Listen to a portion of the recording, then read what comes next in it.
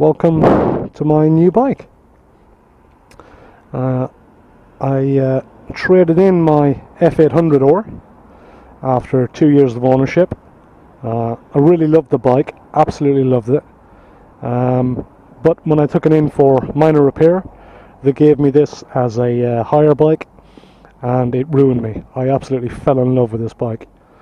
So did some calculations and said, you know what, I can afford it. So I went and bought one. Reviews, I mean, I'm sure there's tons of them online and on YouTube and stuff of that nature, but my review, it's a really fast bike. It's very, very responsive, and it's a really comfortable bike. So I thought 2019 approaching, I'll wait till the 1st of March, which was yesterday, and I'll get the new 2019 model, which I did. I put a few mods on to the bike. A windscreen. I wanted a proper windscreen. I didn't want something that's like a moped windscreen or a small aesthetic one. I wanted something that was actually competent and capable, and I think I got the best with both worlds with that screen.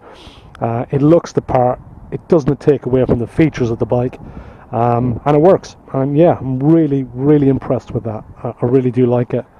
Working my way down, I've got an RNG radiator protector and an RNG cooler protector. Again, you know, they're not that expensive, and for the sort of safety and the security of the radiator and the cooler, I think it's just worth putting them on and forgetting about it, because if either of those become damaged, the prices can pretty much skyrocket. Over to this side here, we got the RNG crash bungs.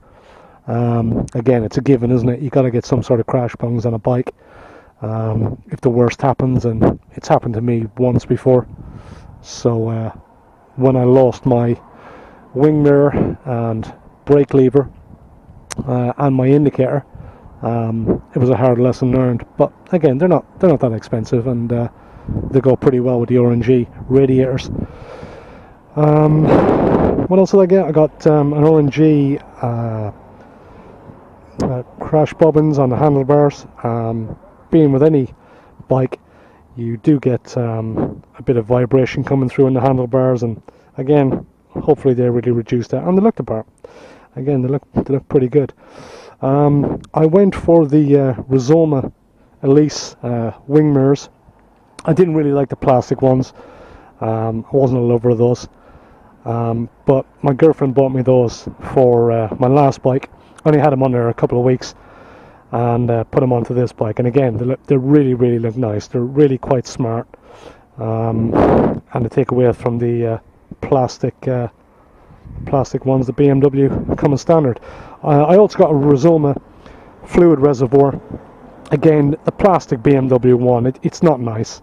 It's not nice to look at, but that really, really is the hot sauce. It looks really, really nice, and it blends into the bike quite well. Because the bike is an S1000R Sport, it comes with an Akrapovic exhaust as standard. It's not something I had to purchase. Again, I really like it. I think it's really, really nice. I didn't like the old BMW factory fitted one, so the fact that it comes with an Akrapovic is really really nice. I went for an RNG tail tidy. Again, the factory fitted one just wasn't very attractive, but that one was put on by BMW and it looks really, really good. I really like that. A smaller number plate, as you'd imagine. It's a given that you're going to get something a bit smaller. Try and avoid the bus lanes. I went for the BMW indicators, and yeah, I could go for some Rizomas, but I just fancied the BMW ones. I didn't want to get anything too sleek and out there. But yeah, I'll see how I feel about those. At the moment, I'm alright with it. Maybe further down the line, I'll get some Rizomas. unknowingly, the bike came with a factory fitted alarm. It was an optional extra when I first looked at the bike, and that was 270 quid item. I wasn't willing to pay that, and I had mixed reviews about it, so I thought I'll leave it, see how I feel about it further on. However, when I came to pick up the bike today, there was an alarm fitted underneath the seat. So not only did it save me 270 quid, but I essentially got it for free, and yeah, I'm really happy with that. That's pretty cool. For anyone who doesn't know, it's the quick shifter system, and you know, essentially it's an awesome system in that as you cycle through the gears, you don't have the requirement for the clutch handle.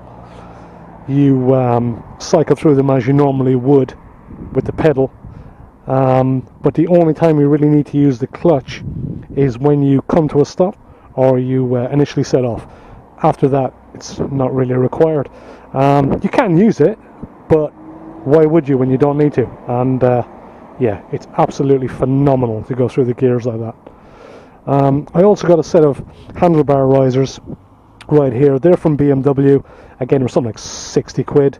Yeah, I definitely wanted to put them on there, just give that little bit of height, and it sort of makes my road position and my seating position a little bit more comfortable. And yeah, I love them, absolutely love them. Only else that I want to get on it, yeah, I definitely want to get a set of brake and clutch levers. I wasn't going to buy them from BMW. They were something like 350 quid for the pair, and I wasn't willing to pay that. I think that's a bit extreme. So I will get a newer set. But invariably I've got to get a set that will work in conjunction with the quick shifter system. And I've heard horror stories of people buying things on eBay and the like, and then they're breaking or they're not working with the suspension systems or the quick shifter systems or the braking systems, and you know, with a new bike, that's the last thing you want. So what left have I got to do? Well, I've got a tracking device to stick on there. That'll go on probably Monday morning from a mate. We'll wire that in and hide that. It's a really good system. I'm not into Bike Track or Data Tool or any of those subscription services. I think they're a bit of a rip arse to be paying the kind of money you do for each month.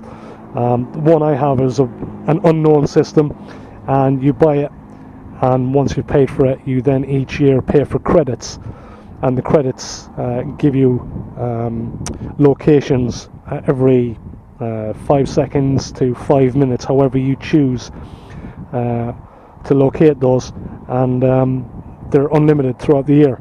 So it's a pretty brilliant system, but I keep it, I don't advertise it because I don't want Pond Life, who steal bikes, knowing about it. Other than that, I will be taking the rear footrests off, and I will be putting replacing those with 2 anchor points that fit on there pretty nicely. I won't be carrying a rear passenger, that's not my sort of thing.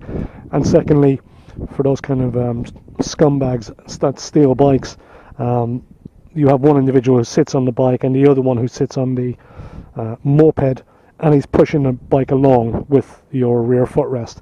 So again, taking them off doesn't give them the option to be able to push the bike along, and reduces the risk of theft. It doesn't completely eliminate it, but every option you take, including kicking off a stink about it, all helps. Because at the end of the day, thieves in London are cowards, and that's the reason why they need to use hammers and knives and not their hands. But yeah, other than that, like I said, I really love the bike. I'm going to use it as often as I used my previous bike, and I did use it a lot. Yeah, hope you like it. All the best.